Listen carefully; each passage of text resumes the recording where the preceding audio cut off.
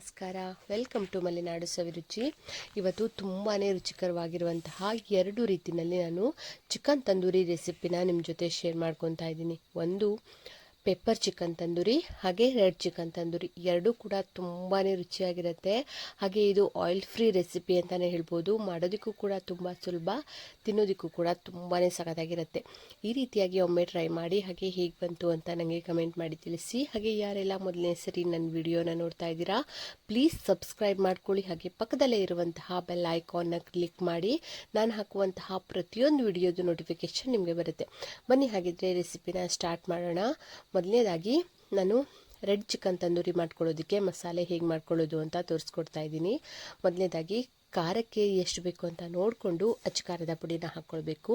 ಸ್ವಲ್ಪ ಖಾರವಾಗಿದ್ರೇ ಚೆನ್ನಾಗಿರುತ್ತೆ ಈ ತಂದೂರಿ, ಯಾಕೆಂದರೆ ನಾವು ಮ್ಯಾರಿನೇಟ್ ಮಾಡ್ಕೊಳ್ತೀವಲ್ವ, ಹಾಗಾಗಿ ಅದು ಚೆನ್ನಾಗಿ ಖಾರ ಹೀರ್ಕೊಳ್ಳುತ್ತೆ. ಹಾಗಾಗಿ ಖಾರನ ನೋಡಿಕೊಂಡು ಸೇರಿಸ್ಕೊಳ್ಬೇಕಾಗತ್ತೆ. ನಾನಿಲ್ಲಿ 3 ಟೇಬಲ್ ಸ್ಪೂನ್ ಆಗುವಷ್ಟು ಅಚ್ಚ ಖಾರದ ಪುಡಿನ ಹಾಕ್ಕೊಳ್ತಾ ಇದ್ದೀನಿ. 2 kg ಚಿಕನ್ಗೆ ಮಾಡ್ಕೊಳ್ತಾ ಇದ್ದೀನಿ. ಅರ್ಧ ಟೀ ಸ್ಪೂನ್ ಆಗುವಷ್ಟು ಕಡಲೆ ಹಿಟ್ಟನ್ನು ಹಾಕ್ಕೊಳ್ತಾ ಇದ್ದೀನಿ. ಅಂದರೆ ಕಡಲೆ ಹಿಟ್ಟು ಹಾಕಬೇಕು ಅಂತೇನಿಲ್ಲ, ಹಾಕದೇ ಇದ್ರೂ ಚೆನ್ನಾಗಿರುತ್ತೆ. ಮಕ್ಕಳೆಲ್ಲ ತಿಂತಾರೆ ಅನ್ನೋದಕ್ಕೋಸ್ಕರ, ಸ್ವಲ್ಪ ಖಾರ ಕಡಿಮೆ ಮಾಡೋದಕ್ಕೋಸ್ಕರ ನಾನು ಕಡಲೆ ಹಿಟ್ಟನ್ನು ಹಾಕ್ಕೊಂಡಿದ್ದೀನಿ. ಬಟ್ ಕಡಲೆ ಹಿಟ್ಟು ಹಾಕದೇ ಇದ್ರೇ ತುಂಬಾ ಚೆನ್ನಾಗಿ ಸಾಫ್ಟಾಗಿ ಬರುತ್ತೆ ಇದು. ಹಾಗೆ ರುಚಿಗೆ ಎಷ್ಟು ಬೇಕು ಅಂತ ನೋಡಿಕೊಂಡು ಉಪ್ಪನ್ನು ಹಾಕ್ಕೊಂಡಿದ್ದೀನಿ. ಹಾಗೆ 2 ಟೇಬಲ್ ಸ್ಪೂನ್ ಆಗುವಷ್ಟು ಜಿಂಜರ್ ಗಾರ್ಲಿಕ್ ಪೇಸ್ಟನ್ನು ಹಾಕ್ಕೊಂಡಿದ್ದೀನಿ.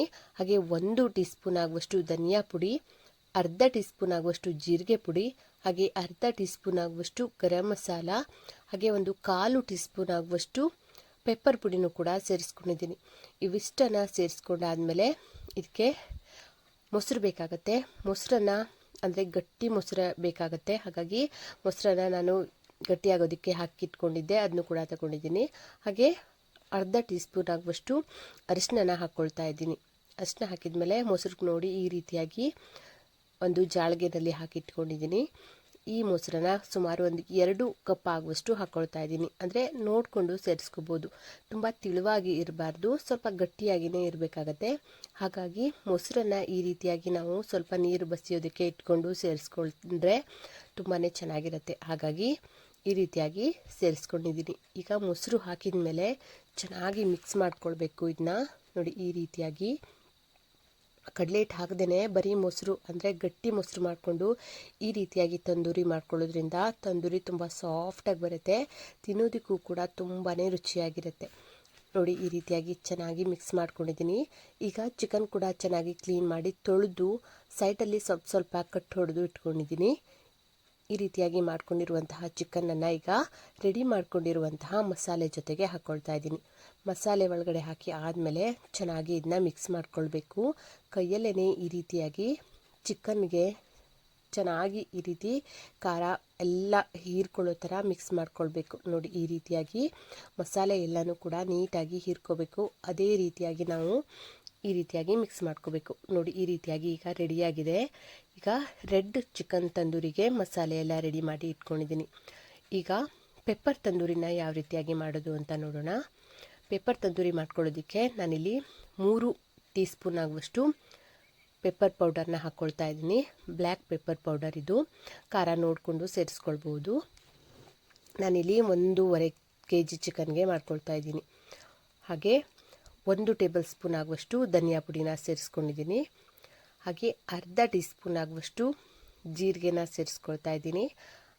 ಹಾಗೆ ಅರ್ಧ ಟೀ ಸ್ಪೂನ್ ಆಗುವಷ್ಟು ಗರಂ ಮಸಾಲೆನೂ ಕೂಡ ಸೇರಿಸ್ಕೊಳ್ತಾ ಇದ್ದೀನಿ. ಎಲ್ಲನೂ ಹಾಕಿದ ಮೇಲೆ ರುಚಿಗೆ ಉಪ್ಪನ್ನು ಕೂಡ ಹಾಕ್ಕೊಳ್ಬೇಕು. ಹಾಗೆ 1.5 ಟೀ ಸ್ಪೂನ್ ಆಗುವಷ್ಟು ಜಿಂಜರ್ ಗಾರ್ಲಿಕ್ ಪೇಸ್ಟನ್ನು ಕೂಡ ಹಾಕ್ಕೊಳ್ತಾ ಇದ್ದೀನಿ. ಉಪ್ಪು ನೋಡಿಕೊಂಡು ಸೇರಿಸ್ಕೊಳ್ಬೇಕಾಗತ್ತೆ, ತುಂಬ ಜಾಸ್ತಿ ಸೇರಿಸ್ಕೊಳ್ಬಾರ್ದು. ಹಾಗೆ ಅರ್ಧ ಟೀ ಸ್ಪೂನ್ ಆಗುವಷ್ಟು ಕಡಲೆ ಹಿಟ್ಟನ್ನು ಕೂಡ ಸೇರಿಸ್ಕೊಳ್ತಾ ಇದ್ದೀನಿ. ಈ ಪೆಪ್ಪರ್ ತಂದೂರಿಗೂ ಅಷ್ಟೇ ಕಡಲೆ ಹಿಟ್ಟು ಹಾಕದೇ ಇದ್ರೂ ಕೂಡ ತುಂಬಾ ಚೆನ್ನಾಗಿರುತ್ತೆ. ನಾನು ಸ್ವಲ್ಪ ಹಾಕ್ಕೊಂಡಿದ್ದೀನಿ ಅಷ್ಟೇ.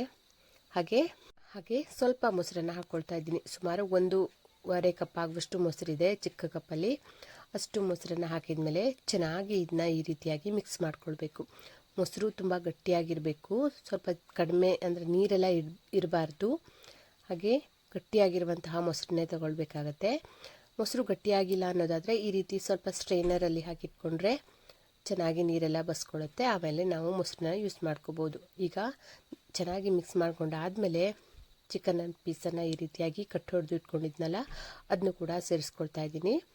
ಅದೆಲ್ಲ ಹಾಕಿದ್ಮೇಲೆ ಈ ರೀತಿಯಾಗಿ ಚೆನ್ನಾಗಿ ಒಂದ್ಸರಿ ಕಲಿಸ್ಕೋಬೇಕು. ನೋಡಿ ಹೀಗೆ ಈ ರೀತಿಯಾಗಿ ಕಲಿಸ್ಕೋಬೇಕು. ಹಾಗೆ ಎರಡಕ್ಕೂ ಕೂಡ ಒಂದು ಲಿಂಬು ತಗೊಂಡು ಎರಡಕ್ಕೂ ಕೂಡ ಹಿಂಡ್ಕೊಂಡಿದ್ದೀನಿ. ಒಂದು ಸ್ವಲ್ಪ ಲಿಂಬು ರಸನ ಹಿಂಡ್ಕೊಂಡಿದ್ದೀನಿ, ಬಟ್ ಅದು ಸ್ಕಿಪ್ ಆಗೋಗಿದೆ. ಹಾಗೆ ಸ್ವಲ್ಪ ಲಿಂಬು ರಸ ಹಿಂಡ್ಕೊಳ್ಳೋದ್ರಿಂದ ಚಿಕನ್ ಕೂಡ ಸಾಫ್ಟಾಗಿ ಬರುತ್ತೆ, ತಿನ್ನೋದಕ್ಕೂ ಕೂಡ ತುಂಬಾ ರುಚಿಯಾಗಿರುತ್ತೆ. ಈಗ ಎರಡೂ ರೀತಿಯಾಗಿರುವಂತಹ ಚಿಕನ್ ರೆಡಿಯಾಗಿದೆ. ಪೆಪ್ಪರ್ ಚಿಕನ್ ತಂದೂರಿಗೆ ಮಸಾಲೆ ಹಾಗೆ ರೆಡ್ ಚಿಕನ್ ತಂದೂರಿಗೆ ಎರಡೂ ರೀತಿಯಾಗಿರುವಂತಹ ಮಸಾಲೆ ರೆಡಿ ಮಾಡಿ ಇಟ್ಕೊಂಡಿದ್ದೀನಿ. ಇದನ್ನು ಈಗ ಮ್ಯಾರಿನೇಟ್ ಮಾಡ್ಕೋಬೇಕು. ನಾವು ಸಂಜೆ ಮಾಡೋದಾದರೆ ಬೆಳಿಗ್ಗೆನೇ ಈ ರೀತಿಯಾಗಿ ಮ್ಯಾರಿನೇಟ್ ಮಾಡಿ ಇಟ್ಕೋಬೇಕು, ಅಥವಾ ಬೆಳಿಗ್ಗೆ ಮಾಡೋದಾದರೆ ಸಂಜೆ ಟೈಮ್ ಈ ರೀತಿಯಾಗಿ ಮ್ಯಾರಿನೇಟ್ ಮಾಡಿ ಇಟ್ಕೊಂಡ್ಬಿಟ್ರೆ ಚಿಕನ್ ತುಂಬ ಚೆನ್ನಾಗಿ ಸಾಫ್ಟಾಗಿ ಬೇಯುತ್ತೆ. ಹಾಗಾಗಿ ಇದನ್ನ ಚೆನ್ನಾಗಿ ಮ್ಯಾರಿನೇಟ್ ಮಾಡಿ ಇಟ್ಕೊಂಡಿದ್ದೀನಿ. ಇದನ್ನ ಈಗ ನಾನು ಫ್ರಿಜ್ಜಲ್ಲಿ ಇಟ್ಕೊಳ್ತಾ ಇದ್ದೀನಿ. ಸಂಜೆ ಮಾಡೋದಕ್ಕೆ ಈ ಥರ ಬೆಳಿಗ್ಗೆನೇ ರೆಡಿ ಮಾಡಿ ಇಟ್ಕೊಂಡಿದ್ದೀನಿ. ನೋಡಿ ಹೀಗೆ ಕ್ಲೋಸ್ ಮಾಡಿ ಇದನ್ನ ಸಂಜೆವರೆಗೂ ಬಿಡ್ತೀನಿ. ಒಂದು ವೇಳೆ ಟೈಮ್ ಇಲ್ಲ ಅನ್ನೋದಾದರೆ ಒಂದು 2 ರಿಂದ 3 ಗಂಟೆನಾದರೂ ಬಿಟ್ಕೋಬೇಕು. ಹೀಗೆ ಮಾಡೋದ್ರಿಂದಲೂ ಕೂಡ ಚಿಕನ್ ಸಾಫ್ಟಾಗಿ ತುಂಬಾ ರುಚಿಯಾಗಿ ಬರುತ್ತೆ. ಹಾಗೆ ಇದು ನೋಡಿ ಈ ಥರ ಕಡ್ಡಿ ಸಿಗುತ್ತೆ, ತಂದೂರಿ ಕಡ್ಡಿ. ಅದು ಈ ಕಡ್ಡಿಗೆ ನಾವು ರೆಡಿ ಮಾಡಿ ಇಟ್ಕೊಂಡಿರುವಂತಹ ಚಿಕನ್ನ ಹಾಕಿ ಈ ರೀತಿಯಾಗಿ ಬೇಯಿಸ್ಕೊಳ್ಳೋದು. ನೋಡಿ 2 ಕಡ್ಡಿ ಇಟ್ಕೊಂಡು ಅದರ ಒಳಗಡೆ ಈ ರೀತಿಯಾಗಿ ಸುರಿದು ಸೇರಿಸ್ಕೊಳ್ತಾ ಇದ್ದೀವಿ. ನೋಡಿ ಈ ರೀತಿಯಾಗಿ ಸುರಿದು ಕೆಂಡದಲ್ಲಿ ಬೇಯಿಸ್ಕೊಳ್ತಾ ಇದ್ದೀವಿ. ಈ ರೀತಿ ಮಾಡಿ ಬೇಯಿಸ್ಕೊಳ್ಳೋದ್ರಿಂದ ತುಂಬಾ ಸಾಫ್ಟಾಗಿ ತುಂಬ ರುಚಿಯಾಗಿ ಬರುತ್ತೆ. ಚೆನ್ನಾಗಿ ಒಂದು 10 ರಿಂದ 15 ನಿಮಿಷ ಇದನ್ನ ಕೆಂಡದಲ್ಲಿ ಬೇಯಿಸ್ಕೊಳ್ಬೇಕು. ತುಂಬಾ ರುಚಿಯಾಗಿರುವಂತಹ ಆಯಿಲ್ ಫ್ರೀ ಆಗಿರುವಂತಹ ಹಾಗೆ ಕೆಂಡದಲ್ಲಿ ಆ ಸ್ಮೋಕಿ ಫ್ಲೇವರ್ ಇದೆಯಲ್ವಾ, ತುಂಬಾ ಚೆನ್ನಾಗಿ ಬರುತ್ತೆ. ಹಾಗೆ ಯಾರು ಬೇಕಾದರೂ ಮಾಡ್ಕೊಂಡು ತಿನ್ಬೋದು. ಈ ಥರ ಪಾರ್ಟಿ ಫಂಕ್ಷನ್ಗಳಿಗೆಲ್ಲ ಈ ರೀತಿಯಾಗಿ ತಂದೂರಿ ಮಾಡಿಕೊಟ್ರೆ ಎಲ್ಲರೂ ಕೂಡ ಇಷ್ಟಪಟ್ಟು ತಿಂತಾರೆ. ನೋಡಿ ಎಷ್ಟು ಚೆನ್ನಾಗಿ ಬೆಂದಿದೆ ಅಂತ. ಇದು ಪೆಪ್ಪರ್ ತಂದೂರಿ ತುಂಬಾ ಚೆನ್ನಾಗಿ ಬೆಂದಿದೆ, ತಿನ್ನೋದಕ್ಕೂ ಕೂಡ ತುಂಬಾ ರುಚಿಯಾಗಿರುತ್ತೆ. ಹಾಗೆ ಬೇಗ ಕೂಡ ಮಾಡ್ಕೋಬೋದು. ಹಾಗೆ ರೆಡ್ ಚಿಕನ್ ತಂದೂರಿನೂ ಕೂಡ ಅಷ್ಟೇ, ಇದು ತುಂಬಾ ರುಚಿಯಾಗಿರುತ್ತೆ. ನಾವು ಎಷ್ಟು ಬೇಗ ಮ್ಯಾರಿನೇಟ್ ಮಾಡ್ಕೊಳ್ತೀವೋ ಅಷ್ಟು ಚೆನ್ನಾಗಿರುತ್ತೆ. ಅಂದರೆ ಮ್ಯಾರಿನೇಟ್ ಮಾಡಿಕೊಂಡು ಒಂದು 2 ಅವರ್ ಆದರೂ ಬಿಡಬೇಕು, ಆಗ ಮಾತ್ರ ಚಿಕನ್ನು ಸಾಫ್ಟಾಗಿ ಬೇಯುತ್ತೆ. ನೋಡಿ ಈ ರೀತಿಯಾಗಿ ಚೆನ್ನಾಗಿ ಮ್ಯಾರಿನೇಟ್ ಮಾಡಿಕೊಂಡು ಬೇಯಿಸ್ಕೊಂಡ್ರೆ ಬೇಗ ಮಾಡ್ಕೊಳ್ಬೋದು. ತುಂಬಾ ರುಚಿಯಾಗಿರುತ್ತೆ. ಹಾಗೆ ಆಯಿಲ್ ಫ್ರೀ ಕೂಡ ಆಗಿರುತ್ತೆ. ತುಂಬಾ ರುಚಿಕರವಾಗಿರುವಂತಹ 2 ರೀತಿಯಾಗಿರುವಂತಹ ತಂದೂರಿ ರೆಸಿಪಿನ ನೀವು ಕೂಡ ಟ್ರೈ ಮಾಡಿ. ಹೇಗೆ ಬಂತು ಅಂತ ನನಗೆ ಕಮೆಂಟ್ ಮಾಡಿ ತಿಳಿಸಿ. ಹಾಗೆ ನನ್ನ ಈ ವಿಡಿಯೋ ನಿಮಗೆ ಇಷ್ಟ ಆಗಿದರೆ ಪ್ಲೀಸ್ ಒಂದು ಲೈಕ್ ಕೊಡಿ. ನಿಮ್ಮ ಫ್ರೆಂಡ್ಸ್ ಆ್ಯಂಡ್ ಫ್ಯಾಮಿಲಿಗೆಲ್ಲ ಶೇರ್ ಮಾಡ್ಕೊಳ್ಳಿ. ನನ್ನ ಮಕ್ಕಳಿಗಂತೂ ಈ ತಂದೂರಿ ಲೆಗ್ ಪೀಸ್ ಅಂದರೆ ತುಂಬಾ ಇಷ್ಟ. ಮಗಳಿಗೆ ಅಷ್ಟೊಂದು ಇಷ್ಟ ಆಗ್ತಿರ್ಲಿಲ್ಲ, ಆದರೆ ಇವಾಗ ಅವಳು ತಿನ್ನೋದಕ್ಕೆ ಸ್ಟಾರ್ಟ್ ಮಾಡ್ಕೊಂಡಿದ್ದಾಳೆ. ತುಂಬಾ ಇಷ್ಟಪಟ್ಟು ತಿಂತಾರೆ. ಸ್ವಲ್ಪ ಖಾರ ಕಡಿಮೆ ಇದ್ದರೆ ಅವಳಿಗೆ ಇಷ್ಟ ಆಗುತ್ತೆ, ಮಗನಿಗೆ ಸ್ವಲ್ಪ ಸ್ಪೈಸಿಯಾಗಿದ್ರೇ ಇಷ್ಟ ಆಗುತ್ತೆ. ಕೆಂಡದಲ್ಲಿ ಬೇಯಿಸ್ಕೊಳ್ಳೋದ್ರಿಂದ ಆ ಸ್ಮೋಕಿ ಫ್ಲೇವರ್ ಇದೆಯಲ್ಲ, ಅದು ತುಂಬಾ ಸಖತ್ತಾಗಿ ಬರುತ್ತೆ. ತಿನ್ನೋದಕ್ಕಂತೂ ತುಂಬ ಅಂದರೆ ತುಂಬಾ ಚೆನ್ನಾಗಿರುತ್ತೆ. ನಮ್ಮನೆಯಲ್ಲಿ ಎಲ್ರಿಗೂ ಮೋಸ್ಟ್ ಫೇವ್ರೇಟ್ ರೆಸಿಪಿ ಅಂದ್ರೇ ಇದು. ನೀವು ಕೂಡ ಟ್ರೈ ಮಾಡಿ, ನಿಮಗೂ ಇಷ್ಟ ಆಗುತ್ತೆ. Thank you.